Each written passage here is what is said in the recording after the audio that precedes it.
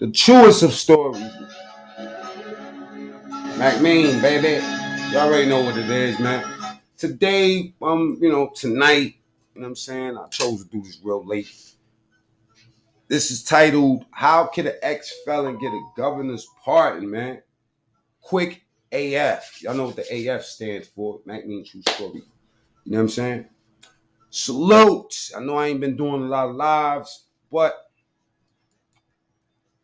life calls. Life calls. It does. You know what I'm saying? All right, let me show y'all a few things that. And as we know, a lot of dudes cannot read, man. It's a sad thing, man, but it's a real thing. So you can't get great advice for somebody that's unsuccessful. You know what I mean? Like I tell you time and time again, you're always gonna have these cats that's out here that's gonna try to tell you how to expedite life. But I'm gonna show you how to get an expedited pardon. You know what I'm saying? If you're smart, you stick around. All right, let me see something. Let me make this a little bit bigger for you. I know a lot of you cats can't read. We know, we know. First and foremost, you got to know this, right? This is a salute to everybody that just pulled up, right? This is not what I'm about to show y'all. This is not like they say you could get a certificate of relief and shit like that. Most of us get a certificate of relief when we come home. This ain't no certificate of relief. We talking about a pardon here, y'all. All right? And if you got a felony, you an ex-felon, I'm gonna show you all the requirements, what happens, and what's real and what's fake. You know what I'm saying? And just know mad states is participating in this shit. You know what I mean? So that means that the old way of getting a pardon, you know what I'm saying, and getting your rights restored, they have a more expedited way for the people that's really, really trying to stay out of jail and niggas that got some sort of track record. Now I'm gonna let y'all know what crimes you can't get this shit for. You understand what I'm saying? Because there's some crimes that you're not going to be able to get a pardon for. And I'm gonna hip y'all. So for the people that say that you can't get your rights restored, like voting and stuff like that, we're going to disbar all that today. You know what I'm saying? Or tonight. You feel me? I don't see anybody in the comments yet. I don't know what's going on. I don't even know if I'm live yet. Talk back to me because I'm talking to you. All right. So check it out. Let me just tip you out of some game, man. Like I said, you can't get great advice for somebody that never did nothing. You know what I mean? You can't. You're not going to be able to get effective advice. It's like taking advice for somebody that has job failure or relationship failure. You know what I mean? Like, don't you see that? Don't you hate that? A motherfucker that never been had any type of track record of having anything going good in your life. You want to tell me how to fucking have a relationship? You want to tell me how to be a father when you don't never see your kids? You don't give a fuck about your kids? Being real, failure. You know what I'm saying? Like, come on. I know a lot of y'all seen this video, but I'm gonna show you again so I can explain to you why I did this video and why I put this video out.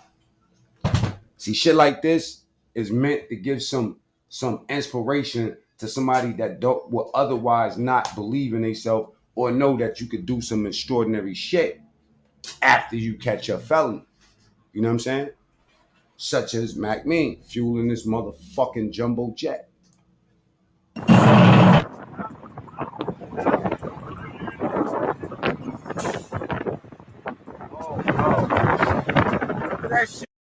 By the way, there was a storm coming in. As a matter of fact, it was a storm coming. I'm gonna explain to y'all what's going on in this video, right? And how I got this job. For the people that don't know, you know what I'm saying? Alrighty, give me a second. It says 7 people's here. I don't know if anybody is actually here. You know what I mean? Because the way this StreamYard and this YouTube been going.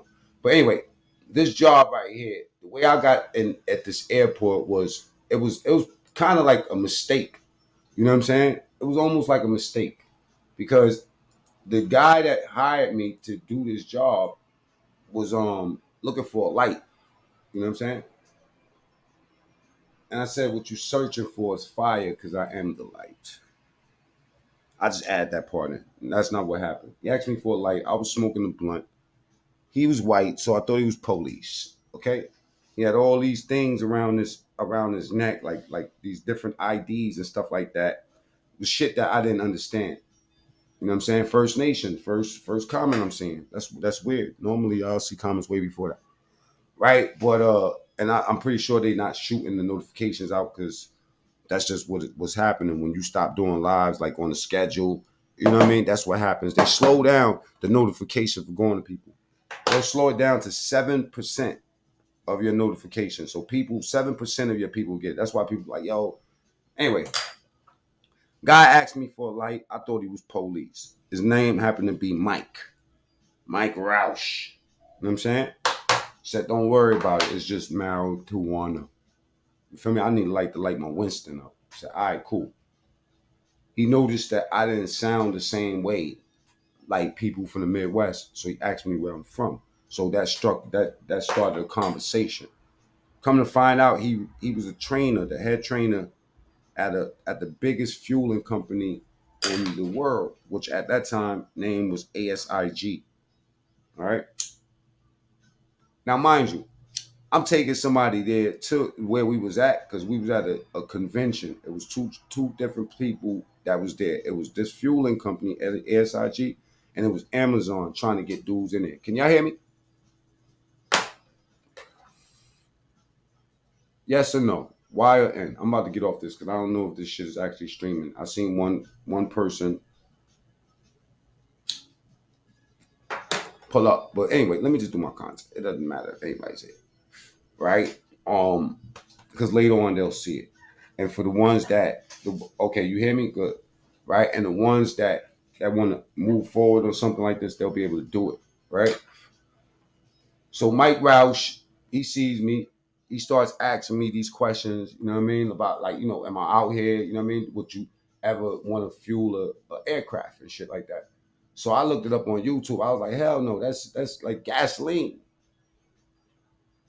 So he showed me an example of this little chick that was working there and was busting it out. So I was like, I said, if she could do it, I could do it. I was like, if I'm ever looking for a job, I'll holler at you. You feel me? He gave me his card. I didn't call that nigga for about 5-6 months. So when I finally did call him, I asked him, you know what I'm saying, is that position, you know what I mean? Do y'all still have a position open? He's like, yeah. Come in and see me. I went in and see him. He gave me a request for like urine analysis. You gotta give him some piss. Right? God, I salute. Went over there, gave him some piss. You know what I'm saying? Next thing you know, I'm in the training program up in this motherfucker. You know what I'm saying?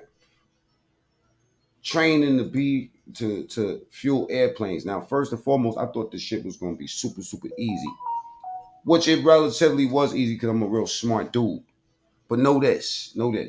You more qualified with no experience for a position over somebody with actual qualifications. That means that a nigga could come in there with all the paperwork for the job and you might not have one qualification, right?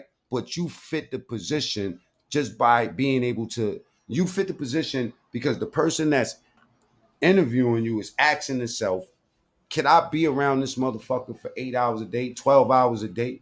You know what I mean? And some people that fit the position or are qualified or overqualified for the position, what happens with them is they become a know-it-all. And the motherfucker be like, yo, you know what? I don't want Big Lou, salute, TSTV, right? I don't want this guy because he gonna try to take my position because he think he know every fucking thing. You know what I'm saying? So know-it-all ass nigga. You know what I mean? By the way, I'm eating pomegranate. You know what I mean? We used to call them Chinese apples. But anyway.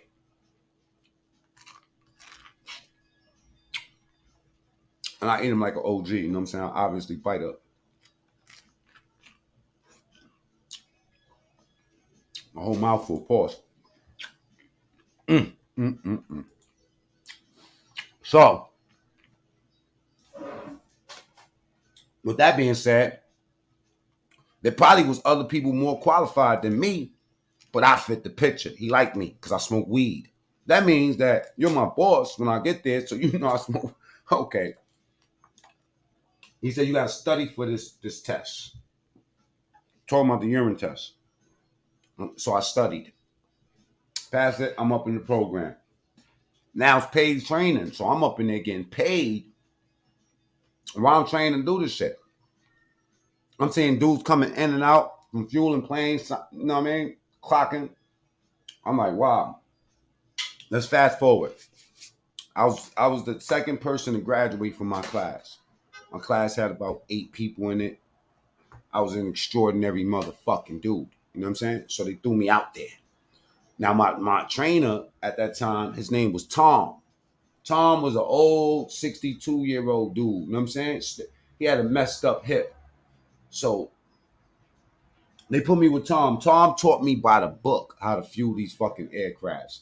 Like he didn't do like when you first get out there, before you get badged, because they give you a badge, an ID badge, right?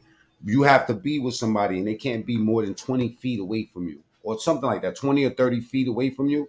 Luckily, Tom was a smoker, just like me. So we, in between, fueling planes, we went off to the smoke room and we took a little cigarette break. At that time, when I first started, I was fueling maybe about 3 airplanes a day. But once I got out there by myself, I ended up fueling. Sometimes I'll fuel 10, 15 planes in a day. Then when I started fueling like those big, you know what I'm saying? Those like 747s, 777s and all that, the big joints that go to Japan, you'll be on one of those things fueling them for 2-3 hours, sometimes 4 hours. So you might come in just to fuel 2 planes and then you go home. This led me into my other job after I bust this shit out for a couple of years. But what I'm trying to tell you is that you're more qualified without no qualifications than a nigga that got qualifications that know it all. See, me, if I'm hiring you and you don't know shit and you there to learn, that means that you're a blank sheet of paper. And I could, you know what I'm saying? Look at them commercials coming on my videos. You know what I'm saying? Don't y'all like that? I talk that shit, but I'm about it. I'm like one of the real deals out here. You know what I'm saying? I'm really like that. You know how they say that I'm really like that, and they know they don't really be like that. Nah, I'm really like that. Y'all see me on all these videos with the loonies, you know what I'm saying? Millies, you feel me? Max B's, my son, you know what I mean? French Montana, I'll have him up here soon. I just gotta catch up with niggas, you know what I'm saying? A lot of niggas don't know I do YouTube because a lot of niggas don't get on YouTube. You know what I'm saying? But back to this qualification thing, right? And now that I showed you a little bit about this, let me show y'all how you get your rights restored, Puto.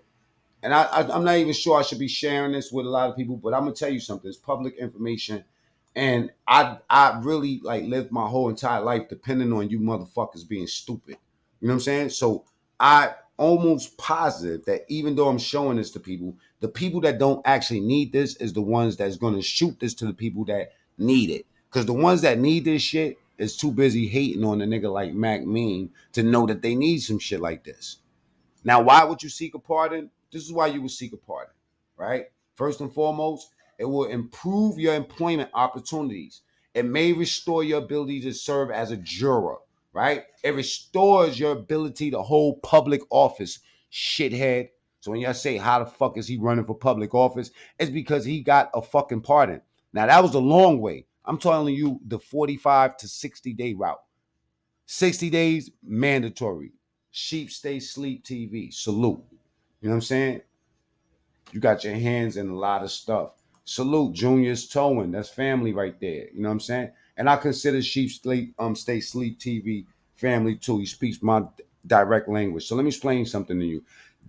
The fact that you niggas will not, the fact that you niggas is not going to move forward with this secures me. But it does give the people, families, a opportunity to see that these niggas is bullshit, right? And they won't even go do a fucking simple pardon or try to at least do this, you know what I'm saying, to get certain rights restored. Now, it restores your ability to hold public offices. It restores your ability to legally possess a firearm, right? It restores your ability to volunteer in certain settings, and it affirms the positive changes that you have made in your life. Now, look at this, Puto. Let me explain something else. There's a lot of shit that keep you. Some of you freaky niggas ain't never gonna get no shit like this. Sakari Styles, my brother. And, nigga is spelled Nigger, just in case you didn't know. You know what I'm saying? Now, there's some disqualifying factors. You know what I mean? Let me show y'all some of that. Some of you niggas ain't never gonna get this because some of you niggas done went overboard. All right? You either murdered a nigga, you know what I'm saying? Aggravated murder, and you didn't beat the case. You know what I'm saying? Murder, attempted murder, voluntary, all that murder shit, bro. You're not getting it. Rape, you like going up in kids and doing all that, you know what I'm saying? Prostitution, promoting prostitution. See, not prostitution. Prostitution in itself is not, but like you know, slinging hoes is. Kidnapping and domestic violence. Violence. You niggas that got, you know what I'm saying? Just in case you don't know what domestic violence is, that's that part where you go, you know what I'm saying? Well, Ike, I'm just trying to help you. Oh, you trying to help Ike? Well, Ike ain't the motherfucker that need no help. That type of shit. You know what I'm saying? So that could disqualify you. But let me explain something to y'all about the expedited pardon. This is the shit. Jew man, salute. Everybody, Steve-O.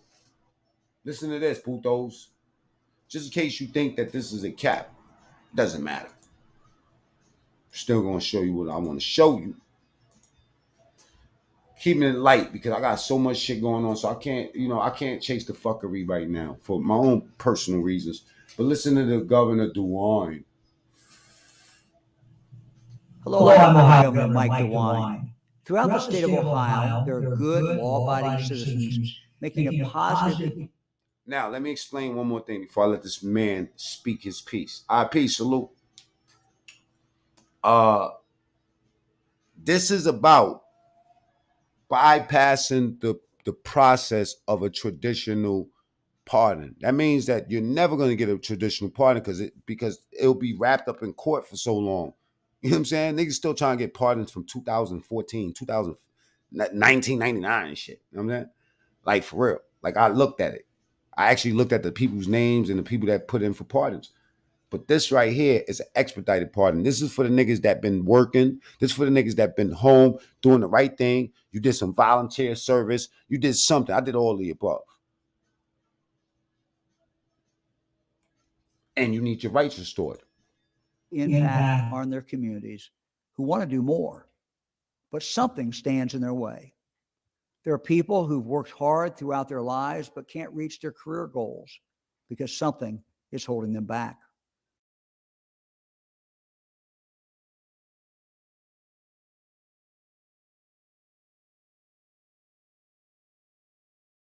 Yeah. We spoke about it. You know what I'm saying? Menzies. But you know the old school people, we still call it ASI. You know what I'm saying? That's that new shit. That Menzies shit is new. You know what I'm saying? That ASI. You know what I'm saying? But yeah, listen to this.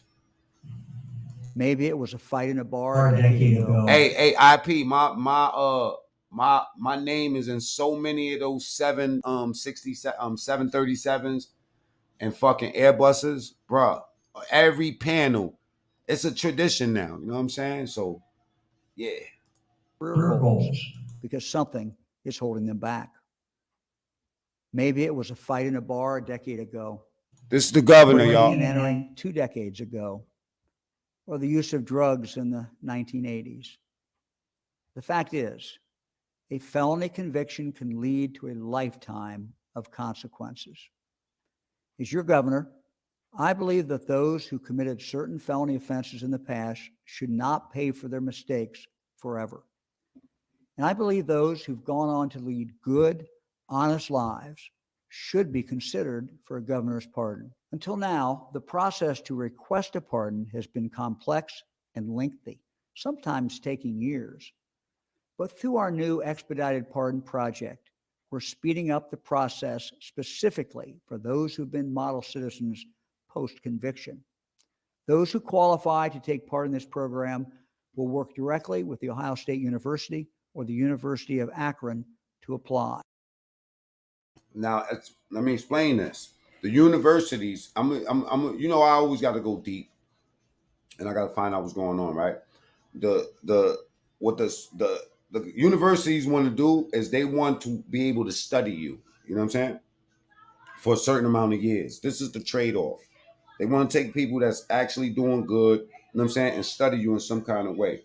You know, like the recidivism rate and stuff like that, and get an accurate depiction of what's going on out here by using functional ex-felons. What does that mean? Somebody that's been working, doing his W-2s, like I said, did a little volunteer work, doesn't matter what it was, you know what I'm saying, as long as it was community-based.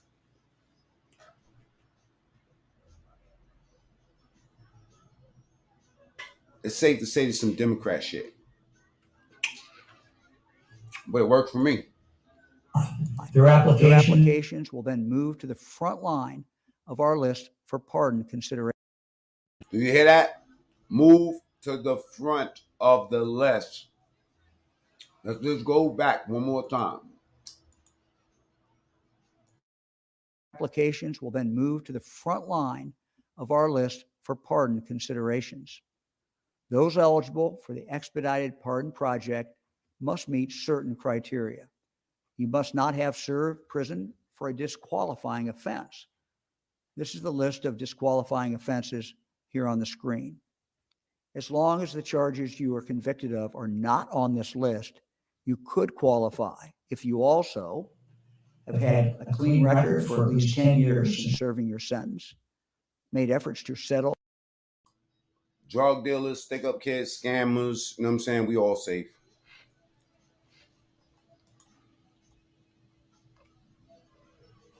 Only one person, since I've been telling people about this, actually went and did it on their own. Everybody else I helped.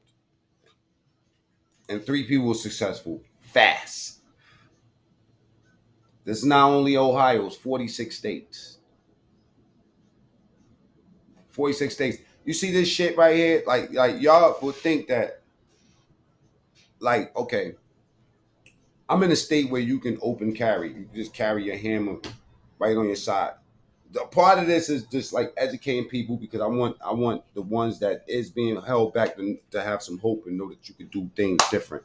My thing when I started looking up this shit years ago was about voting. Why? Because I was into the whole political thing with Trump and all this other shit. You know what I'm saying? And it was hard for me to speak about like vote and like government, like politics, period, if I ain't even have my rights to vote. Like, you know what I'm saying? Even though I ain't the one to go up in there and vote. You know what I'm saying? I'm from Brother Steve. I'll tell you which states is a part of it. It says here. Boom, boom, boom. It says, okay. Oh, it's let me see what states it is. It's 1 to 21. Damn, they said accepted clients had 1 to 21 criminal convictions, but the majority only has the 3. You know what I'm saying? 29 had 5 or more criminal convictions on a record. It says it's 12 states that this governor's expedited pardon affects is in effect. I'm gonna see the other states now.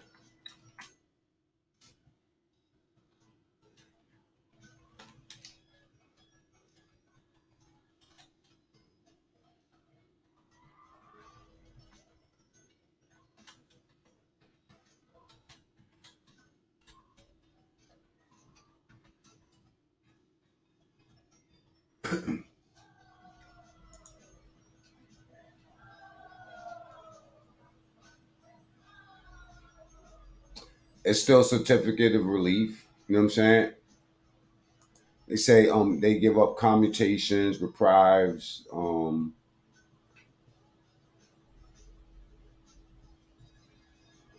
16 and 17. Oh, I didn't even know that. New York is lit.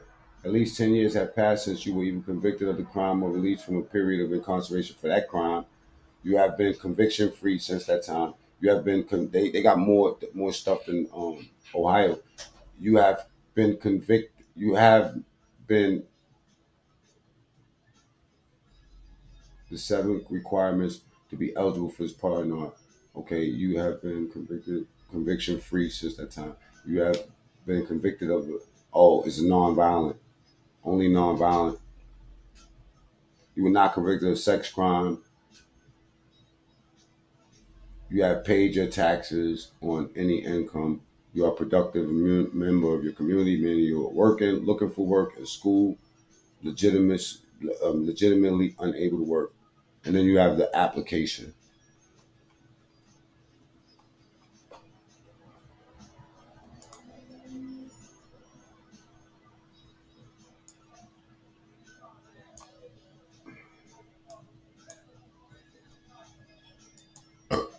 Excuse me. And then you have executive clemency.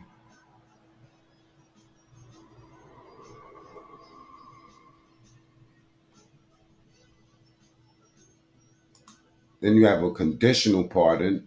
A person with conditional remains subject to conditions of release.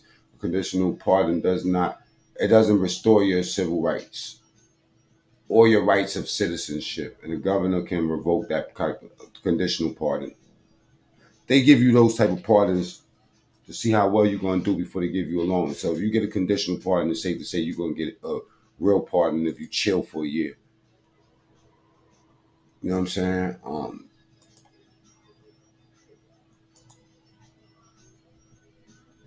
Frequency of grants, firearms.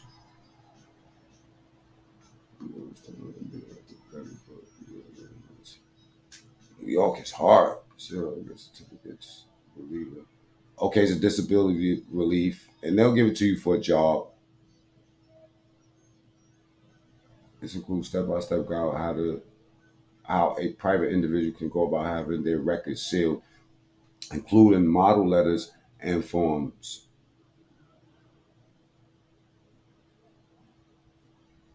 So Legal Action Center. This is ran by the LAC.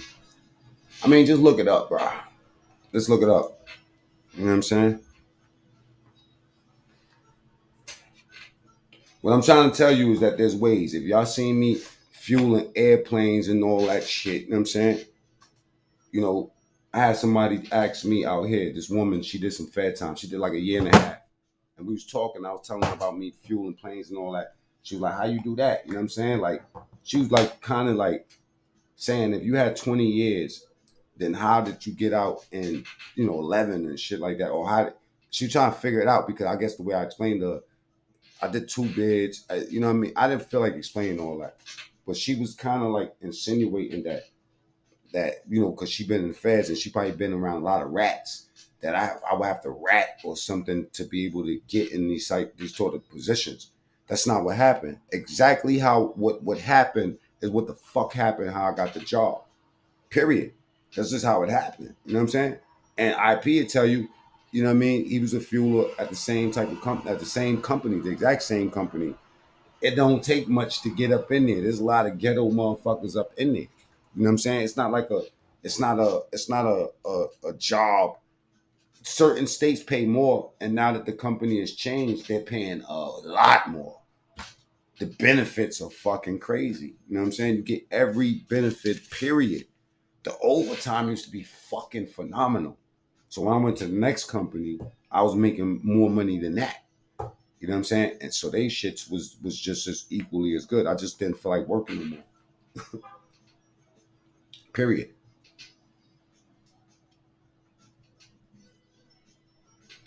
So yeah, New York is not a part of the expedited program. They do have way more options, and I'm pretty sure if I sift through it, they have something like that too. But because of COVID, this shit is moving like hotcakes. Everybody's getting it. You know what I'm saying? Anybody that really wants their rights restored. Some people just don't care. They don't. They It's like having a name that you want to change. There's a process to it. So the process is a turnoff. The whole thing is that most dudes rather just be like, yo, you know what? I'm gonna just stay home. I ain't gonna do no crime. I ain't gotta worry about restoring my rights because I'm never going back to jail again. You know what I'm saying? It's bigger than that. Niggas that think like that is also like the guys that I see that cover their whole entire face up with tattoos. It's almost like you gave up. You feel me? Because who the fuck in their right mind would take their mothers and their fathers' work of art and just redesign their whole fucking face? Now I can see that you have, some little subtle shit or whatever. Not that that stops you from getting a job. It don't. It's just an example to me. There's not that much artistry in the world. It's hopelessness after a while. You already accepted that you are in one station in life. Now there's that dude with the dreads that built his own family board game and he's dealing with stocks and all that, and he's tatted. His whole face is tatted up and everything. He's an exception to the rule. He's a nigga that the ink ain't fucking make him not think. The ink actually it actually creates a story for him. You know what I'm saying? What's up, Michael? Quick live, you know what I'm saying? I just wanted to put dudes on and show them a little something, something, something. You know what I'm saying? And let them know they don't have to be putos forever. You can get your rights restored.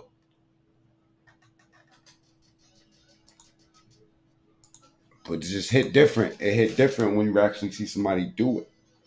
You know what I'm saying? Like when you see somebody do some of this shit, then you be like, wow. All right. So we know the qualifications and we know what it does. The person must have completed the sentence. The person must have some history of performing volunteer work or community service. Now, me and my boys from Andrews, mob. Once upon a time, we used to do like clothes drives and shit like that. Just because everybody had extra Timbs and all that shit, all these extra clothes. I'll go around and load all they shit up. You know what I'm saying? And then take it down to Bronx Defender's office. My homegirl worked there. My baby mother was leading the cop watch shit there because she was working for the ACLU. Blackout, salute, salute. Oh shit, niggas dropping money. Thanks for the info, Junior. Towing. It's my brother's brother right there. Y'all don't even know. I do my homework on everybody. You know what I'm saying? His brothers taught me how to play football once upon a time. You know what I'm saying? I was too scared to stick with it because I didn't want to get none of my bones broke. I used to get my bones broke a lot. You know what I'm saying? All right, here we go. I'm gonna throw the link up. Y'all want to pull up? Pull up. Thank you, Junior. Salute, bro. Salams. Peace, Queen. All right. IP says hit that like, share, subscribe. Latin Pain hollered at me. You know what I'm saying? IP. I'm talking to IP. You feel me? He hit me up. He been hitting me up. That's my brother, man. I mean, like, I don't know. It's that, you know what I mean? It's that like the people that you really love in life, man, you're gonna fight with them. You know what I mean? And yeah, he's done some shit that other people be like, man, fuck that nigga. You know what I'm saying? It's not like I can't do it. I can't be that person. No matter what niggas want me to be, I'm nasty to the people that I feel like really deserve it. Or I feel like I don't give a fuck about. You know what I'm saying? Certain people that you take to the heart, you just don't want, you know what I mean? Like you could do them the worst, but you not. You know what I mean? Like you could hurt the people that you know shit about. You know what I'm saying? Even though shit was done to me, I refuse to return that energy. I look at it like this: when you ready, the door's open. You know what I'm saying? Some people was good people deep down, and some niggas just went through a lot. You know what I'm saying? And you can't always take what people tell you and think that you know the full story. You don't always know the full story. It's just like, you know what I'm saying? Like with Hassan Campbell. Yeah, y'all notice I stopped doing so many damaging videos on him because the more I go, the longer I go, I'm like, damn, how you dealt with it? Like niggas use his kids too. Because he's the father of that. You feel me? So I don't feel too much sorrow for him, but I do become more conscious when I look at how people handle you. You got to be real secretive. There was a time where I was wide open. I'm about to change this whole shit. I'm moving out of here and everything. I'm gonna give me something better than this, but way more secretive. You know what I'm saying? And that's because I could deal with the shit they do with me, but when you start plucking people, I'm saving you from what can happen. Like if I'm telling you I worked at an airport and I work for Homeland Security, you know what I'm saying? You at least do your homework. The nigga got different type of friends, and some of them friends is not gonna wait for me to tell them no. The niggas will line you up, bro. We gotta grow. We not necessarily working things out, but we not. You know what I'm saying? Like I don't have no problem with them. I never ever did really have a problem with Latin Pain ever. That's my nigga. You know what I'm saying? If you want, you know what I mean?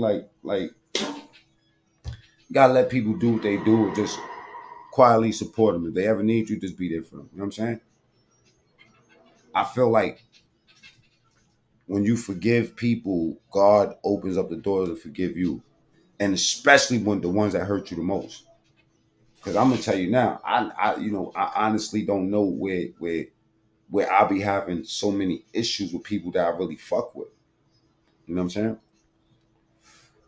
But I do know this. I do move in a kind of way that can confuse motherfuckers and make them bust moves or stutter or do something too quick before they find out what it is. The whole thing is that I've always had people that thought that they knew how I should live my life more than me. You know what I'm saying? Especially having a channel. You know what I mean? Niggas hit me up like, yo, you should talk about this, or you should talk about this, or you should talk about this. So, you know what I mean? This dude said this about you. So what? Let them say what they say. Why does it hurt you so much? Unless you just want some entertainment. You know what I'm saying? Go look at a porn movie. You need to get your fix. Don't look over here because we ain't doing no smutting over here. If I shoot at a nigga, it's because he need to be shot at, man. I'm not no contract hitter. I'm not no fucking freelance fucking content maker. You know what I mean? Like whatever y'all think I should be making, do it yourself. How about that? Straight up. There's too many real things going on in life. Too many real things going on in life. And this shit right here, this funky ass earth is not promised. Trust me when I tell you, man, if you really sit back and you meditate or you pray, you will realize that you've led a long ass fucking life. Some things you forget about, but when you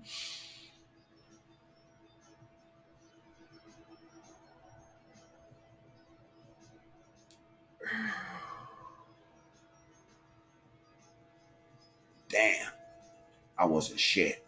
You know what I'm saying? You got a lot of paying back to do. Okay. Blessed are the peacemakers, for they shall find peace.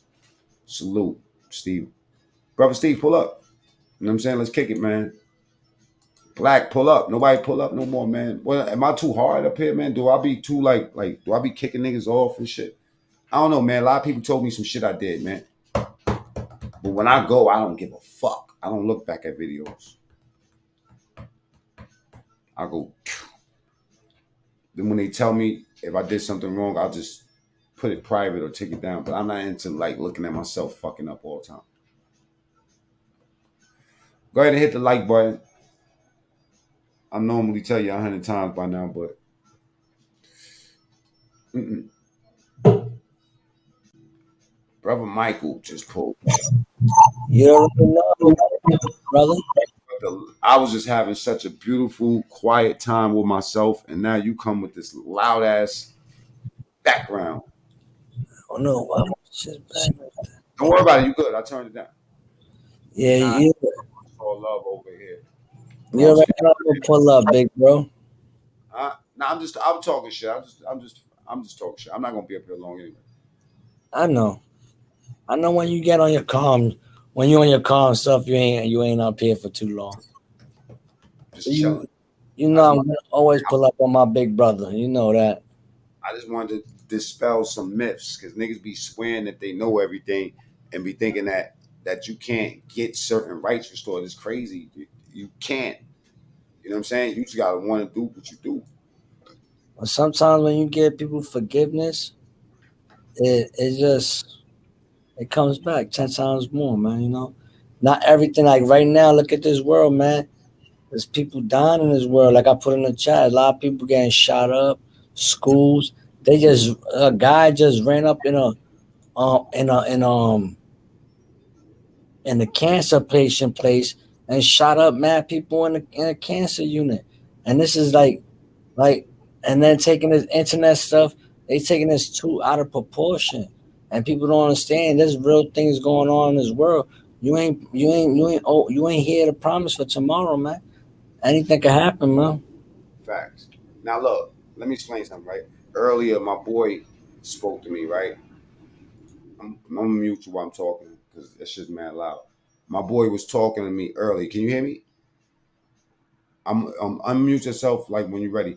But so my boy was talking to me earlier about. He was saying, "Yo, you seeing all this shit? This is my right hand man. This is like my confidant. This is my nigga, right? Have you been seeing all this shit with the police? You know what I'm saying? Doing the they knocked over a pregnant chick. You know what I'm saying? And they did some other foul stuff, right? The black people, whatever. So he asked me, "Are you going to speak about it?" You know what I'm saying? And I thought about it for a second, and I explained to him that sometimes like people send me videos all day long, every day, right? And they used to send me these videos that used to be real nasty. Like there was this site called Hood Site. They used to have some nasty ass videos that they used to put out and shit. You know what I'm saying? So what happened with those videos is that when you look at shit that happens to people, right? It takes a certain part of you. Like I don't understand if you understand what I'm saying. Like when It you see, triggers you. It triggers you. yeah, it can trigger you. It can trigger you in a negative way. You feel me? And when I deal with something, I go for it. So I study, I do shit like that. So when it comes down to that particular issue, I would have to stop everything I'm doing to talk about it. And I'm more or less the person that like to build the people that I need around me so we could do something about shit. I'm not with the talking all day and pointing like look what's going on over there. Look at ain't this fucked up? I'm more of a person that like to be proactive and see what the fuck we actually could do to change something than to talk. You know what I'm saying? To me, I could talk about whatever the fuck I want to talk about. And then it's also like not just about rallying people up. You got to learn how to give people instructions, you know what I'm saying? And also a viable blueprint. Like you got to be an example of what you talking about. That's why I don't fuck with niggas like that nigga Hassan Campbell. That's the reason, my reason for that. But the fact is that more and more I understand what he's saying. You feel me? I just don't agree with the tact. You know what I'm saying? Brother Hey, what's up, Steve. man? Hey, what's up? What's up? Brother Steve. Brother What's good, Steven. y'all? Man, yo, you know what? And you know what's so Hmm. crazy? Look, we talked about you earlier. Let me put your thing up. Subscribe to the Hierophant podcast, right? Me and my brother talked Thank you, about you brother. earlier. As a matter of fact, Thank you, brother. I'm gonna call him just to show you that I'm gonna show you something. Hopefully, he might even be watching right now. But let me call Okay. him. Might even be watching. Might be up watching. Watch this. And we was talking about you Hmm. because I was on your podcast. Okay. It was about the UFOs. Yeah, I saw the comment you left down there, no doubt.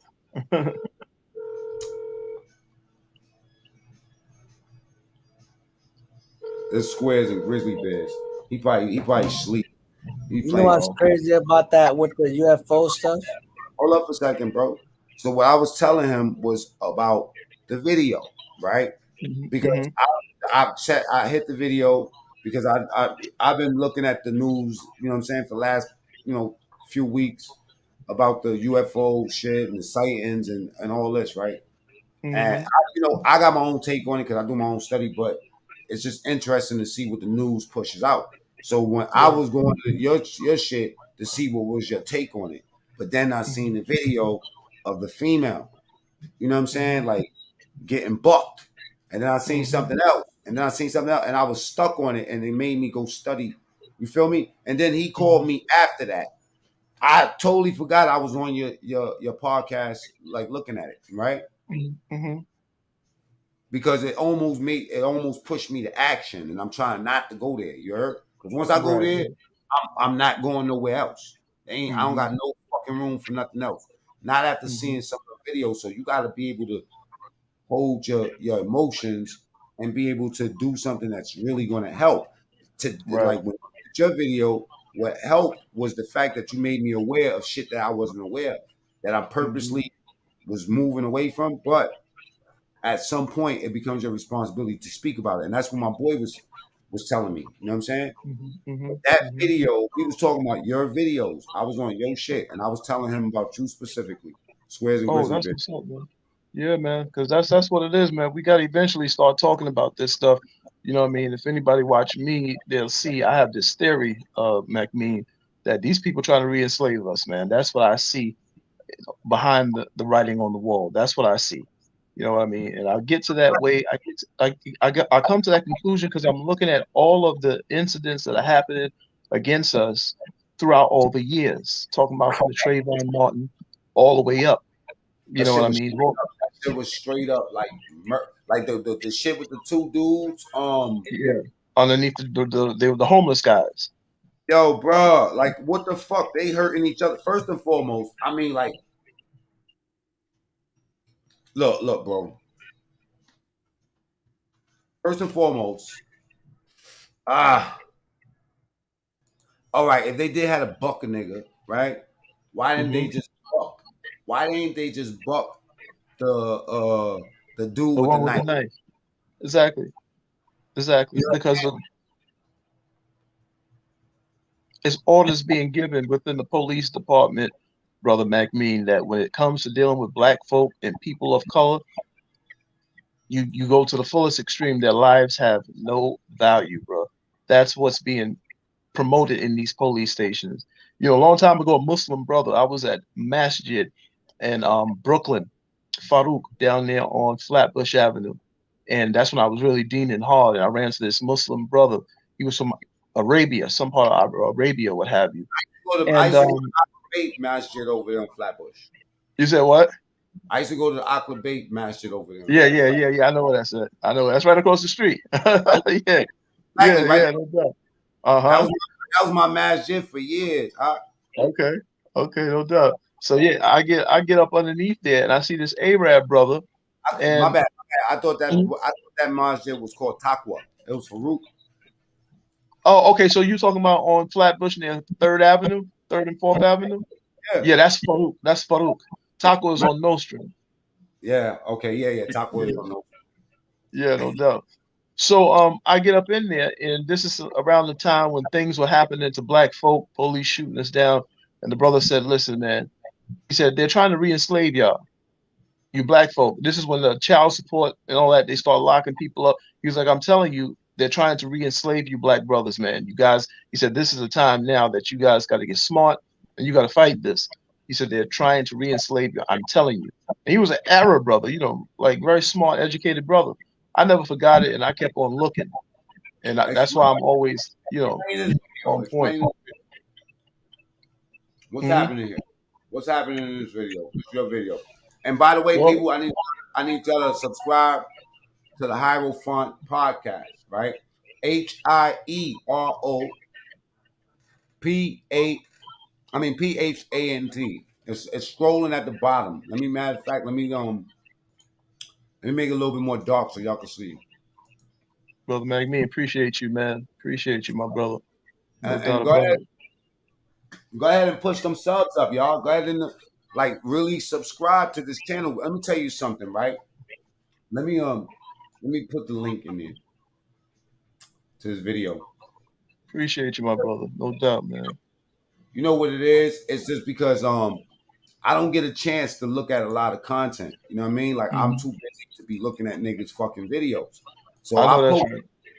I poke my head in, and then if the conversation engages me, and that's what happened because normally if I would have had the volume down and I would have just seen this, I would have Hmm. automatically not want to deal with it because I know where it take me. But um I listened to y'all building, and I was just like I started looking at things in your way because I don't necessarily hold the same ideas all the time. You know what I mean? I feel like a lot of this stuff that they show us is based off of, riling the people up over the news. You know what I'm saying?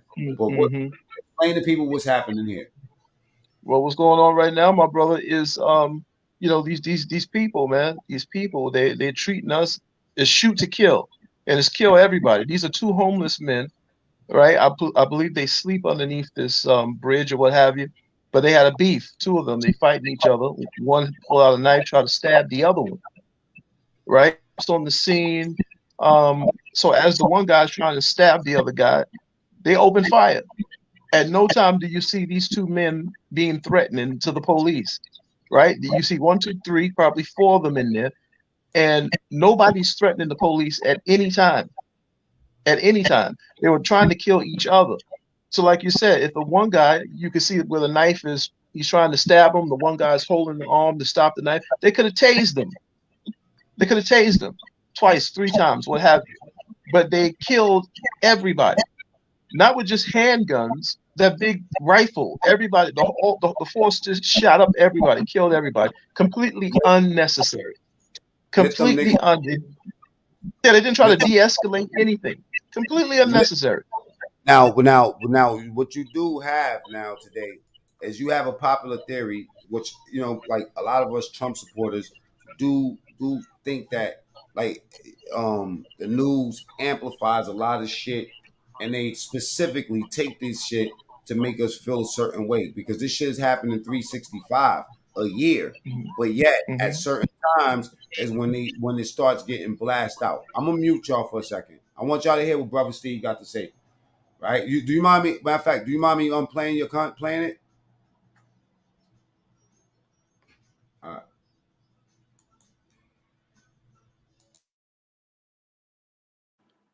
The cops rolled up on these two guys. They're in the street, homeless, right? Yeah. And they have nowhere to go, but they get into a fight. And Junior's told Towin is subscribed to the Higher Front podcast. Everybody else, man, go ahead and do the right thing with your life. You know what I'm saying? That's the link, the direct link. You can just hit that link right now, go subscribe, and then you can come back to this because we will still be talking about this shit. into a dispute, and they begin to shoot. They begin to start to stab one another. They're on the ground. The cops open fire on them. Yeah. With high-powered rifles and guns. Open fire on two black men, one Hispanic, one black. What about your stuff? Now you know what? Let me get grown with y'all right quick for a second. Let me talk to y'all brothers, right? Especially you, Steve. You know what I'm saying? Brother Steve. All right, y'all can unmute. Check this out. This is one of the problems I have, like trying to make people aware of certain agendas and stuff like that, especially agendas against black people, right? How do I explain to somebody, right, that's not black without offending them or how do I explain to them the reality of things? Because it seems like facts is not even enough no more. Like if you show a person five facts or five factors that always turn out the same way in this certain situation, you know what I mean? Like why is that not sufficient enough when you talking to people that's not black about the situation? You mute.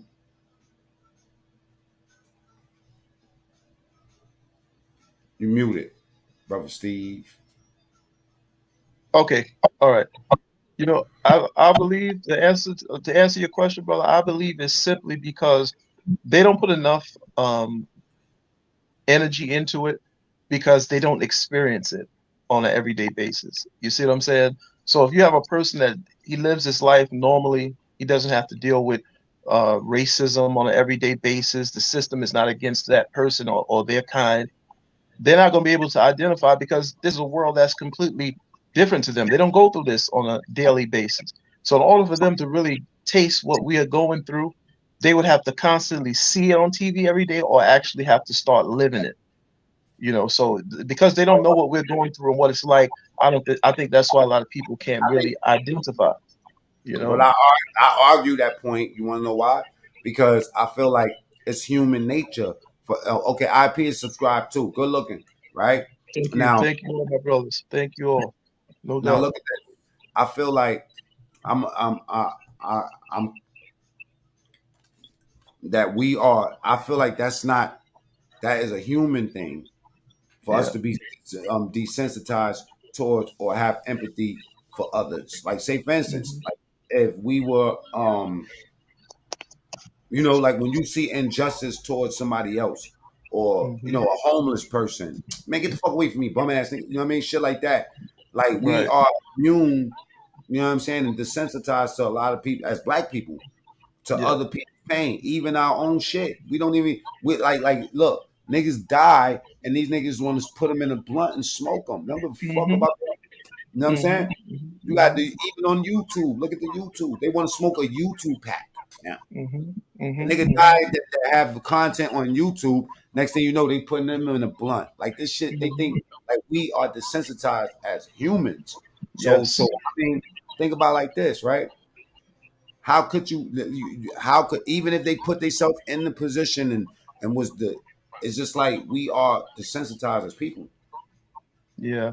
No doubt, man. It's like for me, the answer I have before I can give you a worldly answer, I'm going to run to the Quran because God say in the Quran, this is what it's going to be. If you live your life for the dunya, that's what you're going to get. You're going to be desensitized. So the further away you move from the Creator, the more harder your heart is going to become. You're going to become desensitized to these types of things, to killings. You're not going to put value on life. You understand? If you live that way, that's our explanation between you, me, and everybody who deals with religion or spirituality. We can see that. But the secular people, the people who don't deal with religion, I don't really know what's the medicine, man. If they don't come to the Quran or to the Bible or something, I don't really know what the medicine is to fix that. It's just you see it and it's like it breaks your heart to see how we are. You know what I mean? I Yeah. feel like it derives from consciousness because a lot of us, Cupid, salute. Your Hmm. truth is the truth. Yo, your truth, my opinion, the best channel on YouTube. Please subscribe. Hmm. You know what I Your mean? truth I is enjoy the I enjoy your content for real. hmm. You know what I mean? I feel like okay, there's definitely some agendas going on out here, but Yes. I feel like the biggest agenda is the money agenda. So the people Hmm. that's trying that's keeping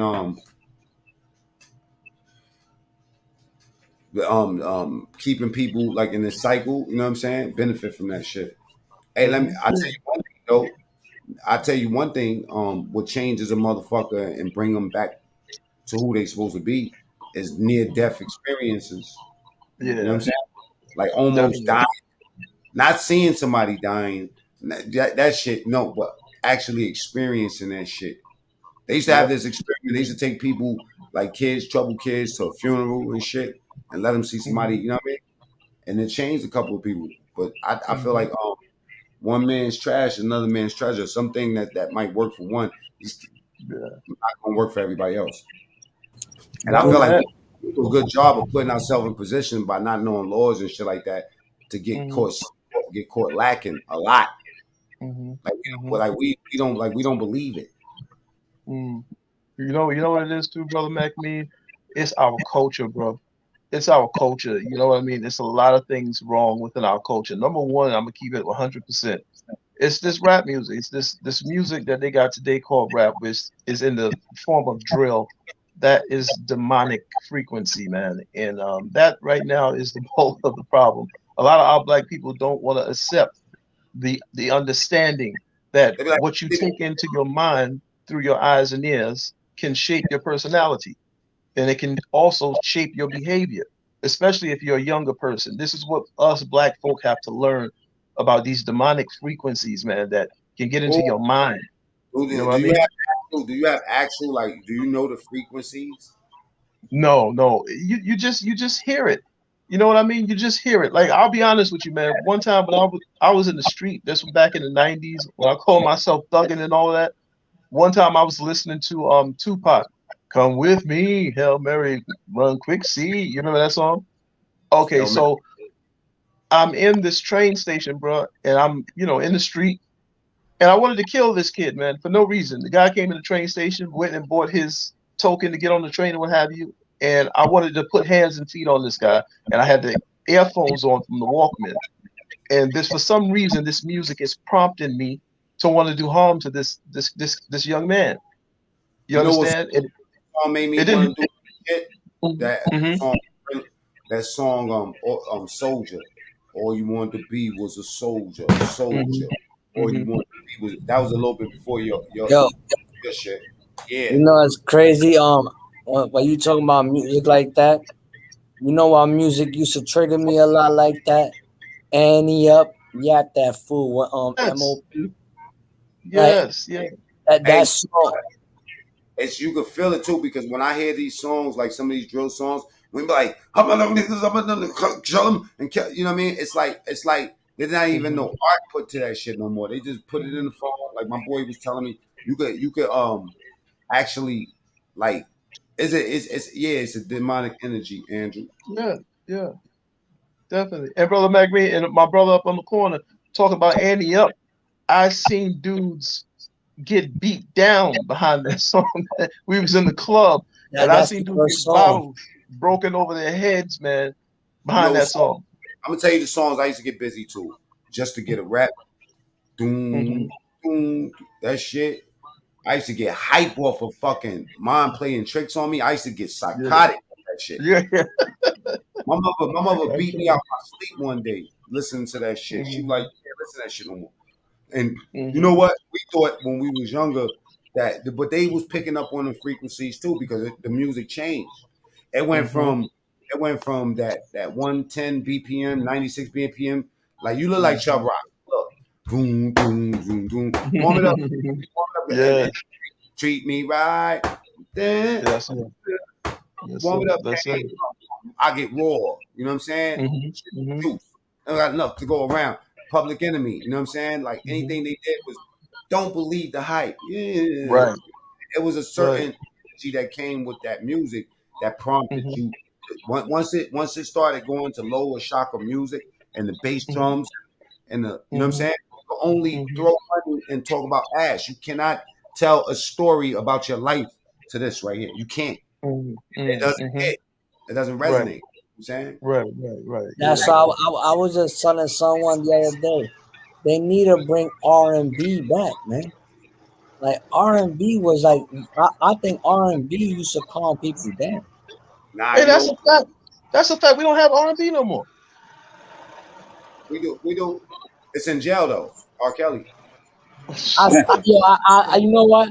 I said, yo, they just put on. I said, we need R. Kelly back. Put a studio in his prison cell and let him make an album. And everything will change again. I don't think people are going to go for that. Everybody want to be an R&B singer after that. Tell them about what death looked like. How about that? Oh man, I was telling someone the other day about this. Like, when the gun fired and it shot me, and I completely like saw myself going under. I thought I shot myself in the face. So I was seeing myself go under, and my mind was talking to me. Like, and then when my soul left my body, I literally was in hell. Wow. I literally witnessed hell. I wasn't a type of dude that believed heaven or hell. Right. Like, I didn't believe in the Bible and none of that type of stuff. But when I witnessed hell, it changed my perspective. And all that. When I turned around and saw my body, all I saw was my like. Let me show myself, because I like showing myself. And all I saw was like, but you look 20, you look mad young. You can't talk, and all you see is self. And your mind is just talking to you. And the only thing my mind kept telling me is like, Father, please don't let me die. That this is me, like, right? And then I got souls in front of me walking out of my doorway. What? I look up, I see heaven. Tell him how far. Tell him how far up. What Heaven is like what from the floor to the ceiling. Wow. Heaven Wow. ain't far, bro. Like it's not really like we like, and then hell. Something like people think hell is all this about the demons. The demons and all that. Those are the demons that are outcast. When I was walking through my doorway, I was seeing like you know how like on the song on the crossroads. I was watching that go down. The souls go down. It was fire. Yeah, it was fire, lava, and all that. But it was a guy with a pen. It was ready, and it says seven judgment. So you was ready to get judged 7 different ways, bro. But before I even got to walk through the doorway, my body woke up. I woke up in my body. Tell him what color it was. Tell him what you smelled and how it felt. Hell, it smelled. One is mad windy. It's mad windy. All you smell is flesh, like burning flesh, and it's like constantly hitting you. Boom, and you got 2 lines. You got one going to heaven, one going to hell.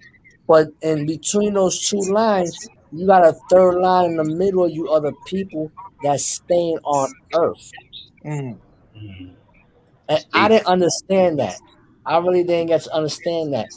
Because even when I was passing by, it's like it's like you They call it purgatory. it's like you standing still, like it's like you sliding. It's not like you're not walking to the doorway. It's like you on a slide on like and it's just pushing you. And it's like it. I don't want to get too deep in it because I want to make it into a story that I want to do when we do on the MacMean show. But I'm gonna let y'all know now. That was like the most craziest. I even witnessed my cousin on fire. I even saw my cousin on fire. Look, Wow. Andrew said, I don't believe in hell. I believe hell is a combination of all your worst fears. You ain't gonna believe it until you actually witness it. What can you tell Andrew that makes you like what's the one thing that you have not been told about this that you've seen or you experienced that makes you know that this is true, this is real, and not the fixture of your mind? No, there's not a What makes you convinced of it? what makes me I was there. I was there twice. I died twice, and I was there. It's no convincing. Is when you see it, you is if you believe it or not. But when to you really leave your body and you see it, it's the only way you could really say anything about it. And what did your heart feel like? How did When I you came out, know when you first realized you was there? When you first got consciousness that you was there? When I was like, yo, I couldn't even. I was speechless. I was really speechless. I couldn't like believe what I saw. Like, That's crazy. and I ain't gonna lie. Every time I talk about it, look, my hair's standing. You could literally like, it's like, and I always talk when I talk to MacMean about this. I'm always like I don't even want to be talking about that part. Like, that's like the part that I'll be like trying to stay out of it. Like, because it's like I'm not scared of nothing until I actually went and witnessed that and saw it. So you see it, you're not gonna believe it. Let me tell you And something. your voice don't move. Your mind start talking to you, and you see your body. You see your body just laying right there. When you see your body, it's like, oh shit, you really dead. And when I jumped out, I even told my right hand man, like I was like, yo, bro, I witnessed hell. I was in hell. He was like, how you? I was just talking to you for a quick second. I felt like I was there forever. Mm-hmm. Mm-hmm. You I see felt that? like I was there for a long time. And my boy said he was like, yo, bro, you was only, your neck went down and you came out in a couple of seconds. Mm-hmm. Mm-hmm. It pushed back time. The time is pushed back seriously. What You look like you look so young. It's like you don't look old, you look young, your skin glows. Like you could see the people. It's not like it's just a soul. You can see the people, everybody's glowing. mm-hmm. So I don't know. After you enter those doors, I didn't get to enter the doors and get judged or nothing. Mm-hmm. But after you enter those doors, I'm glad. Like I said, I'm glad I'm here, and I ain't enter Mm-hmm. those doors because if I would enter those doors, I probably would never been here anyway to speak on this. I'm glad you're here too, brothers. Now you have a chance to No, repent Yeah. Yeah. and protect yourself from it. Let me ask You you know what I something, mean? right? Yeah. A lot of times, let me tell y'all something. Let me share something with the people that don't know, right? A lot of times when I get into internet shit, right? Me and Michael, we speak, right? Let me mute y'all for 1 second. Somebody's noisy. Oh, me and Michael, we start talking, right? And then when Mike start getting crazy, like, man, fuck that, I'm gonna do this, I'm gonna do that. I'm like, okay, so you forgot about hell. You know what I mean? And then when I'm ready to wild out, I'll be like, yo, tell me about hell. You know what I'm saying? You feel me? Mr. X, the Top Gun, the top one. It's my brother. I love you, bro. Word. And me and Michael get into these long ass talks, and I gotta remind them like, yo, bro, if you on demon time, that means that I can't use you, and you're nothing to me. Feel me? Mm-hmm. Like you're nothing, like absolutely nothing. Whatever the fuck you think that you got in me, after the shit you told me, I don't want to be nowhere near you, nigga. That's a fact. That's a fact. Because you Going to saw it firsthand, man. You saw it yeah, firsthand. yeah. So this is your opportunity, your third opportunity for you to like, man, every second when Mike be telling me certain things he's gonna do, he put in his mind that I'm actually I'm gonna do this shit. You feel me? So, Mm-hmm. so I tell him like your voice is the most powerful thing. That for people that didn't understand why I try to do the TSTV and offer everybody shows and shit. You know what I mean, was just so people could hear what he's saying. You feel me? Because I heard that shit. I heard some shit, and he's not the only one that told me certain things. He's not the first nigga I've been next to that told me the exact same thing, and they never even met. Mm-hmm. When you say that heaven and hell is a combination of your worst fears, that in itself is a human component that you put together to make you be able to walk through earth and say that I will not be judged. When you know that Mm-hmm. you're gonna be judged, because I'm gonna tell you something. There's a story that happened. It was a dude that died, right? He died when he was 14 years old. Now this kid he died trying to save another kid. The kid was drowning. The kid panicked and hit him and knocked him the fuck out. He said, soon as he went in the water, he instinctively like breathed in. And when he breathed in, he said it was the weirdest feeling that he ever had. But it Mm-hmm. didn't hurt. He was calm and he knew he was gonna die. Soon as he Mm-hmm. took that first sniff, you know what I'm saying? And he went straight down. Now, mind you, the kid that he's saving can't swim, so he's up there panicking himself. This dude goes to the bottom. He said when he hit the bottom, the exact same thing happened like with Michael. He said next thing you know, he's seen himself over his body. But in his Mm-hmm. situation, he said that he was telling himself, yo, go back down. And I remember I fell out of a window, third floor window, and I cracked my spine. My spine, like my fourth vertebrae is crooked. When I Mm-hmm. first hit the ground, I was so in shock that I jumped up. And when I jumped up, it must have put it back into place or broke or fixed it in a way where I didn't die. You know what I'm saying? Mm-hmm. And everybody told me to get down. And I just passed out after that. But you know what I was you're telling myself? breaking up. You're breaking up, big brother. Am I breaking up? So y'all, I can hear you. I can hear you clear. you breaking up, nigga. That's your brain, right? So check it out. So I told myself the first thing I did when I got up was that I'm all right. Blood coming out my nose and shit. You know what I'm saying? Everybody looking at me crazy. At the look on their face, looking at me made me more scared than I was scared for my own self. You know what I'm saying? I fell flat out the window. You know what I'm saying? And landed on my back, landed on my shoulder, and my head cracked the my back cracked on the concrete. This happened in Harlem. And my head hit the grass. Even though it hit the grass, it was the hardest hit I ever had in my life. It felt like my nose. I don't know. I felt it all went to my nose for some reason. It felt like everything just started shaking in my nose. And when I got up, I was like, "Yeah, I'm alive. I'm cool. I'm good. I'm good. I'm good." Like that, and I fell out. Now, let me just say this: the guy, when he started rising, you know what I'm saying? Like when he rising, he had the same kind of reaction like I said I had. He was saying, "No, I'm all right. I'm okay." And the more he was saying he was okay, he started floating more and more away. He said, "Next thing you know, this nigga," he was like, it was calm. He said he couldn't feel anything, but he witnessed everything. You know what I'm saying? Like his senses was there, but more and more he's seeing himself.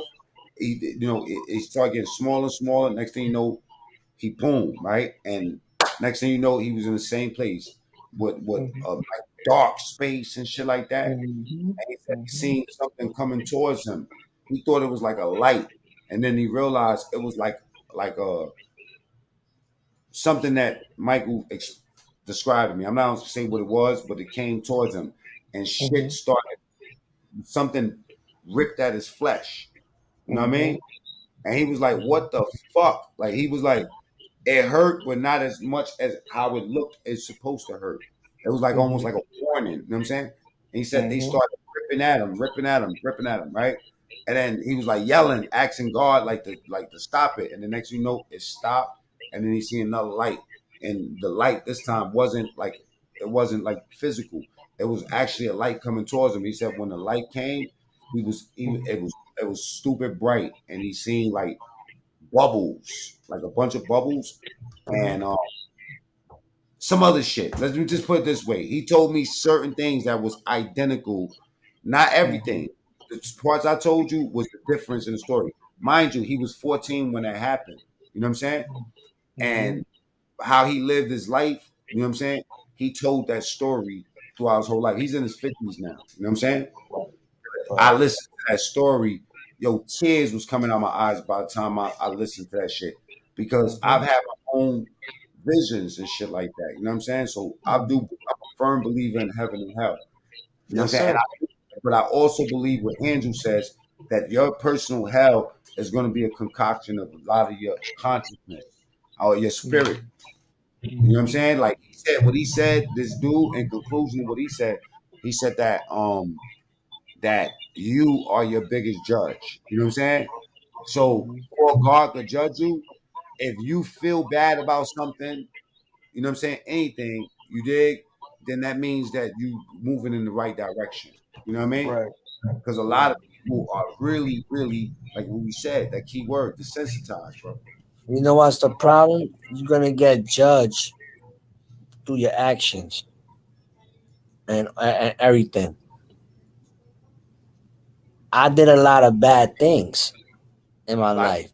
my I did sister, a lot of, pull up, La, because she got a lot to what's say about what's up, Lala? I did a lot of bad things in my life, and I did a lot of good things in my life. I think that what saved my life was all the good things I projected in the world, and what made me witness hell, all the shit that I did. Yeah, so I think that that's where I think that that's where Andrew's statement, I do have a agreement with that a little bit. But I just feel like for us, the ones that solidly believe that you will not be judged for your actions, it's just people that just did too much and they can't believe that they're going to be judged. You know what I'm Yeah. Hey, you know what, fellas?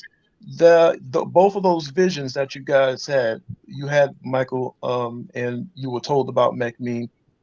It's just reconfirmation for me because there's a story in the Bible, man, about Abraham and Lazarus, the poor man. the homeless man. Do you guys read that in the Bible? Lazarus and the Yeah, homeless man or the beggar? I'm familiar. I'm familiar with. Okay. Nah, If you, I'm if you, not. I'm not. Okay, get your Bible, man. Read the New Testament. yeah, Lazarus ain't And just the when you same. read that, yeah, it's the same way Lazarus saw it. The heaven was above, and it was Lazarus and the rich man. That's the story. Lazarus and the rich man, and Abraham is involved in there. It's Jesus told it, Nebi Esau in the New Testament. And when you guys read that, you're going to be like, wow. And you're going to know, Michael, that that place that you were was a real place because Jesus told the story about that same thing you just described. It's in the New Testament. I swear to you. Lazarus and the rich man. That's the what did they call it? The parable that Jesus told Lazarus and about Lazarus and the rich man. Yeah, man. Yeah, so I'm it's gonna True definitely story too. I'm Hey, gonna definitely take a look it's, at it. I'm, Mhm. okay, I'm gonna mute everybody and pull live real quick. Right? Everybody to mute. Salute the live, y'all. Give me a second, right? It says here there was a okay. Matter of fact, it says there was a rich man who was dressed in purple and fine linen. Oops, wrong screen. My bad. I got locked. Right? There was a rich man who was dressed in purple and in fine linen and lived in luxury every day. At this gate, at his gate, at his gate was laid a beggar named Lazarus, covered with sores and longing to eat from what fell from the rich man's table. Even the dogs came and licked his sores. Okay. The time came when the beggar died, and the angels carried him to Abraham's side. The rich man also died and was buried, right? In Hades, where he was in torment. He looked up and saw Abraham far away with Lazarus by his side. So he called to him, Father Abraham, have pity on me and send Lazarus to dip the tip of his finger in the water and cool my tongue, because I'm in agony with this fire, right? But Abraham replied, Son, remember that in your lifetime you received your good things, while Lazarus received bad things. But now he is comforted here and you are in agony. And besides all this, between us and you a great chasm has been set in place, so that those who want to go from here to you cannot, nor can anyone cross over from there to us. He answered, Then I beg you, Father, send Lazarus to my family, for I have 5 brothers. Let him warn them so they will not come to this place of torment. Abraham replied, They have Moses and the prophets. Let them listen to them. No, Father Abraham, he said, but if someone from the dead goes to them, they will repent. He said to him, If they do not listen to Moses and the prophets, they will not be convinced, even if someone rises from the dead.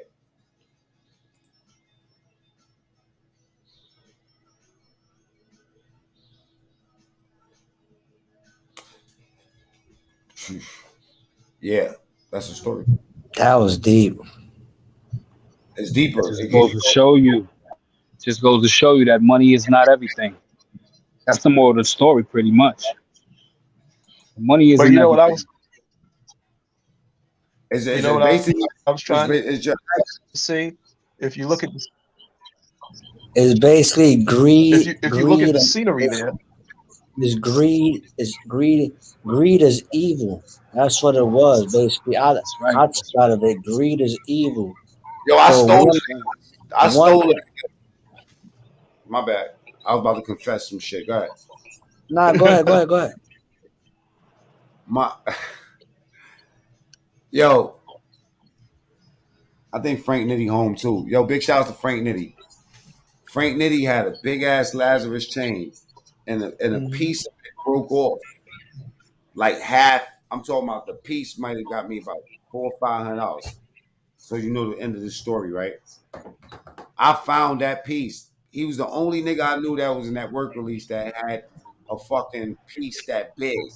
I didn't know what it was. You know what I'm saying? I just knew it was gold. And that's how I learned about Lazarus piece. Because when I went to sell that shit, they was like, this is a piece of a Lazarus. Mhm. You know? And that's like it was like a man with a dog or something, right? The crutches. Which that's really not the real Lazarus, but you know, that's a whole different story. Oh, it Real is. Lazarus was our complexion. You know what I mean? Absolutely. But you know, they rob us. They rob us of knowledge That you itself, like saw, anything else. of course. But that in that story, brother, that's the same scenery you saw when you had your vision, when you went to that place. You see, the Lazarus, he was treated bad. He went upstairs to heaven. He was in Abraham's bosom. And when the rich man died, he was in the Hades, in the hellfire. That's right. He saw That's one right. saw upstairs, and the other one hell was downstairs. That's exactly what you saw. So that's the That's place you right. went to. That's the same place you went when you had your vision. Hey, what do you think, Lanice? What do you think happens? Think you judged?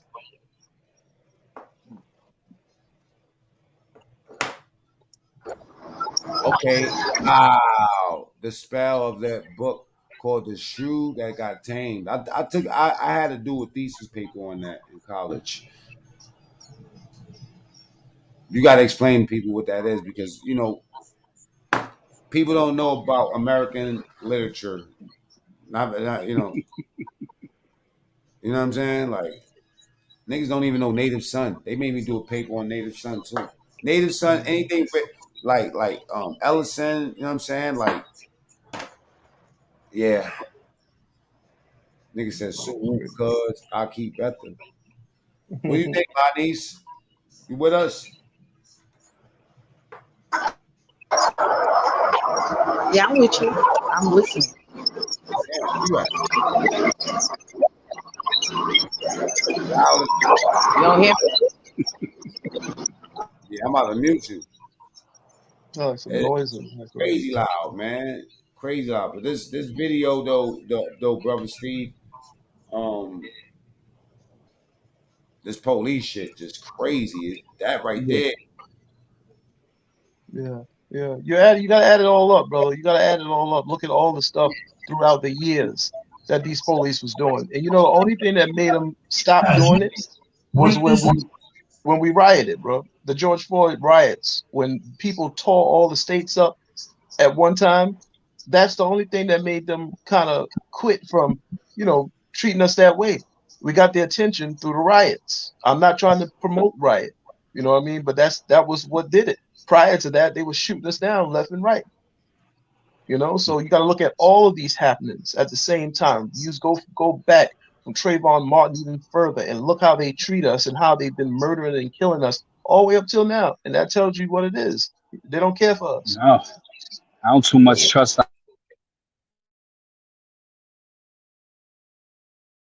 You told me that he attacked you. I believe you.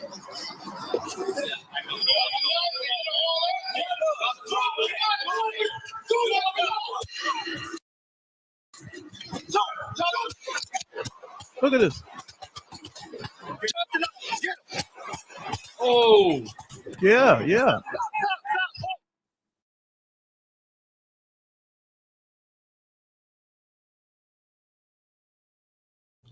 That just straight up brutal right there. Like it's not like they could have restrained those two men, man. They could have really restrained them.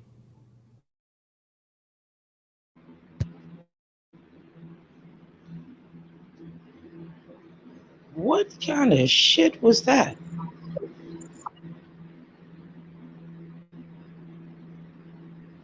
Yeah, that was a brutal murder of two homeless people, two in California. That's what that was. And there was nothing to suggest at any time that those two men posed a threat for those police to use deadly force, excessive deadly force. They used their handguns. They even used a rifle, a machine gun, whatever that is that they had. My thing is, could you not have tased them? Now, you killed the guy who was trying to stab the other one with his knife, but then you also killed the one who was the victim. And the only reason why they're doing that is because of the color of skin. There are different orders given out. When they police us very different from their own. And you've seen this with Dylan Roof, right? You've just seen it with this Buffalo shooter, Dylan Roof. He went in there and he shot 9 people in the church in South Carolina. And when they arrested him, they gave him McDonald's and brought him in peacefully. Same thing with the Texas shooter, with the Buffalo shooter. But here's a black sister in that same video, MacMean. You'll see a black sister, her and her man got pulled over for a traffic stop. True enough, the guy had a gun in the car. He got out and ran. The sister got out, and she had her hands up, and she was saying, look, I'm afraid. She backed up. They told her to get on her stomach and lay on the ground. I can't. I'm pregnant. She got scared. She backed up. They lit her up 5 times with their 9mm in Kansas. I saw that. But the people that have done, yes, mass killing. This man just killed 9 people. This guy just shot 13, 10 dead. You bring them in peacefully and humane. So there's a different order of things when it comes to us and them. And this is what we have to do as a black community. We got to get our stuff together, man. We got to know it's us against the system, man. That's just the way it is. We got to stop killing each other. We got to stop hurting ourselves, man, and seeing ourselves as the enemy. And we got to get this thing together. If not, we're going to be fighting for our freedom in this country again, just like yesterday, man. Watch, that's what's coming. That's what's coming out. Right, brother. That's right, brother. You're right about that. You want to know something? When I was in Kentucky, I chilled with a lot of white people too, but they don't put that type of stuff in the media. Like, I'm not gonna sit here and say black people, but I done saw cops also murder white people in cold blood too. But they will not put that on media. They will not push that propaganda out. You get what I'm saying? Well, see, we got to. They'll push the colorful thing out. We got to understand too. Is a respect for yourself. You know what I mean? Like, why would the cops continue to respect? Why would the cops have at least a little bit of respect for us when we don't respect ourselves? You know what I mean? So that's at the end of the day, we got to do self-cleansing. Until we turn that up, we'll always. You got to understand, blacks and Hispanics are the teenagers of this world. You know what I mean? We've always been the teenagers of this world. We've been on this shore for since 1619, I believe. We still ain't grown up yet. You know what I mean? And I mean specifically American blacks and the Hispanics that came in to share this land with us. We haven't grown up yet. Every other nation around us has grew, but us. Something is wrong. You know what I mean? Something is wrong the way we cleanse it, the way we're feeding ourselves. Something is wrong. So there's nothing new under the sun with the police, man. The police despise us. Shit, we despise ourselves. That's a fact. We despise ourselves, man. So why would anybody have respect for us and we cannot respect ourselves? That doesn't make any sense. You right on that, on Bronx, because I was talking to one of my friends in Scotland, and I asked him, I'm like, yo, how many killings I had in 1 year? Why? He said, where I'm at, we only had one school shooting. The first school shooting was in 1996, and he did the analytics in New York. We had 32 schools, hospitals, and everything shooting in 1 year. Yeah, exactly. So something is wrong. We need a self-checkup. In 1996, and this is in Scotland. That's crazy. So we need a self-examination. The same way we go to the doctor and get self-checkups, we need self-checkups in our community. You know what I mean? Because somewhere, somehow, the wrong people are leading us. It's the wrong people leading us. You got to think about that. The materialistic things are leading us before we lead ourselves. So we need to stop following behind rap stars. We need to stop following behind entertainers because they mean us no good. They have us chasing self-worth. That's not even there yet. Remember what I'm saying? What's that song? Money, Power, Respect. That's what it all comes from. If you don't got money, power, or no respect, Nothing matters no more. And that's the sad part, because at the end of the day, when we say money, what really is money? You know what I'm saying? Money's just an object that we gave power to. We gave substance to that. You know what I'm saying? We gave it power, which means we can take the power away from it also. Yeah. Black people spend damn near the most money out of everybody. Something is wrong. We hold the least, but spend the most. So something is wrong. Yeah. We have things all backwards. You know, only to a black or Hispanic man is dressing like $1 million, but only having $1 in your pocket makes sense. Right. If you look in other communities, other nations, they do the total opposite. Jews don't care about the way they look and dress. They don't care about that. You know what I mean? You can never, you never see a Jew really like that, unless maybe the younger generation, maybe. But the old schoolers, they don't care about gear. It's just to get them from plan A to plan B. Yo, I watched You know what I mean? I watched this video on Facebook the other day, right? And it's like it was just so disturbing that I ain't gonna lie. I try to flag it on some like you showing me these kids was in school. They open up their book bags, bro, and nothing. They had nothing but guns in this shit. That's right. That's right. I know. Then this dude took off he just unzipped his jacket. Boy had a Russian AK-47, bro, in his waist. And this is in the gym in school. That's crazy. That's I'm crazy. like, what the?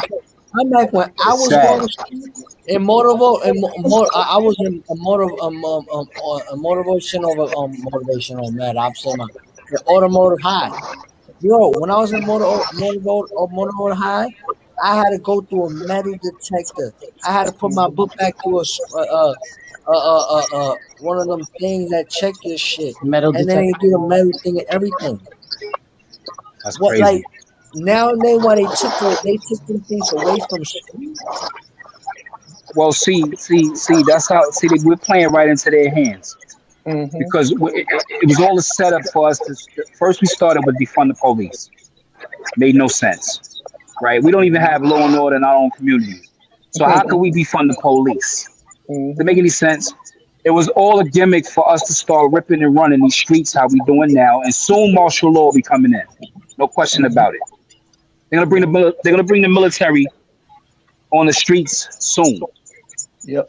It's all by design. They want us to run like this. So this way, when we run like this, the excuse will soon be, it's already, look around you, every state, the police are admitting they can't handle the streets. Think about that. Yep. Since when can the police, especially in New York City, in California, New York and California has always had one of the most brazen police departments ever known to man. Yes, that's right, brother. So how in the world can they all of a sudden not handle the streets? That's a lie. That's an excuse. Because the next thing Eric Adams is going to say is, I need military police in here to help me. Donald Trump was a few seconds of pressing that button. You remember? Out in Chicago, he's finna press that button. So, you know, you got to keep our eyes open, man. A lot of things are by design. It's by design. And again, like you said, brother, that's why they're doing this. You see, my theory is they want to re-enslave us. That's my theory. But I never thought about it. Yeah, I never thought about it until you just said this. I knew that. Think about it. Like for instance, right? Let's look at Memphis, Tennessee, and Atlanta, Georgia. They have an open carry law. You don't need to go and get a license to carry a firearm. You turn 18, you walk in and you buy the damn thing, right? No matter what kind of gun it is. So I said to myself, I know my enemy. You know, sometimes he'll write into law something you think is good for you, when in actuality it's designed to destroy you. Now you look at the demographics. Yeah, you look at the demographics. The gangs down there killing each other for years. So when you're doing that, you assist them in genocide. And then, you have people from New York, from California that are hustlers, go down there, with some money in their pocket. Say, yo, man, you got a gun license? Want to make some money? XYZ. Now these guns are being moved all up and down the east and west coast, north and south. Absolutely, See? no And question about Atlanta it. does the same thing. So That's the this ghost is like, guns up here. yeah, and the ghost guns. Guns. Exactly. So Exactly. it seems like what you're saying makes 100% sense, because they're going to get to the point where they have to call the martial law, but because of the Of guns, course. but they And you know allowing what? it to happen. You know what's And you gotta look at it. It's the guns, not to cut you off, but it's the guns that they are bringing into our communities. We own Yes, no inventory. We don't, none. I mean, I've never knew a black man or Hispanic man to own any inventories, but yet you can buy these ghost guns on eBay. Does that make Yes, any you know, sense? you makes know no what's sense. crazy? I just saw a thing on TikTok, right? Now Hmm. they got this thing for like the females, right? For felons. You could Hmm. buy a gun now for felons, like a plastic. You could put pepper spray bullets, like circle Hmm. like fucking paper clips, anything in this gun, and you will not get in Hmm. trouble. Hmm. Hmm. But it does the same shit what another gun would do. See It's me all about the. when I was living in It's all about. Kentucky. When I was Hmm. living, I'm a felon in the Hmm. state. So in Kentucky, if you don't have a felon in they state, cause they um Commonwealth, if you don't have a Hmm. felon in they state, you're allowed to purchase a gun. I don't have Absolutely. a 9mm on my side of my thigh in a holster. Long as it's in a holster, they don't care. Wow. Absolutely. You can buy AR right out of Walmart. Hmm. Yep. Yep. You Yep. know, Absolutely. You're right. and You're right about that. long as and most guns in Commonwealth, if it's not concealed, you can have it. Wow. Definitely, man. Sooner or later, it's going to be a definite control. It's going to be all about population control. That's all it's about. Hmm. Depopulating the people. Yeah. That's all. If you look at the Georgia headstones, it tells you that there's a certain So, amount of people that need depopulated on the planet. And COVID has all of a sudden did the perfect job. Think about that. mhm. So there's a lot of booby traps that we must find a way not to fall in anymore. Yeah. We've been doing this. There's nothing new under the sun. The sun tell the same story. And So you we know must what? find ways to get around it. You know what? Also, brother, you talking about who's leading the people in the streets. I don't think there's no leaders among these kids except for the kids. They're leading themselves. They don't respect the OGs. They don't respect the older Ex- guys. You Exactly, know, exactly, and exactly. that's And why they're doing the stuff that they're doing. you So know how does what's this You dude know crazy? why? Because it's by design. See what they do. See, we got to understand that in this world, money is the ruler, right? Money's always been Everybody's the ruler. switching up. Money has always been the ruler. So with that being said, what they have done to the older G's like us that have age on us, they have mashed our pockets out. So by hmm mashing our pockets out and giving these young kids in drill rap millions of dollars in contracts to talk about what they talk about, to do what they do, why would they listen to us if we don't have? It's like back in the days when we were coming up, the OGs that were before us. If they didn't have a dime in their pocket, we didn't listen to them. Why would we listen to hmm them? You know what I mean? We didn't Yeah. want to hear your old Don Diva stories. We don't want to hear that. What do you have now? If you don't have what you say you had back in the 80s, right? Late 70s. hmm If you don't have that now, we don't want to hear you. Yeah. Hey, You just sound like another storyteller to us. let me say something. I had to step out for a quick second. Right. I see some good points. I talk salute. You know what I'm saying? Andrew, salute. Mr. X, everybody, you know what I'm saying? Everybody on the panel, salute. Um, anyone can get a gun these days, felons or not. They have That's something a fact. called third printing. Yup. I seen a whole documentary on that. Andrew, you It's should pull called up. what? Andrew, you should pull up. You don't gotta put your camera on. Matter of fact, I'm about to get up off of this. But brother Steve, I want to do a Yo. live with you tomorrow specifically. You know what I'm saying? You feel me? Everybody Okay. welcome to pull up. But I want to throw a topic at you that I think that it's time for. You know what I'm saying? You'll understand Okay. once we speak. So like, you got my number? Yeah, I got your number. You got my number. Just hit me. We'll do it.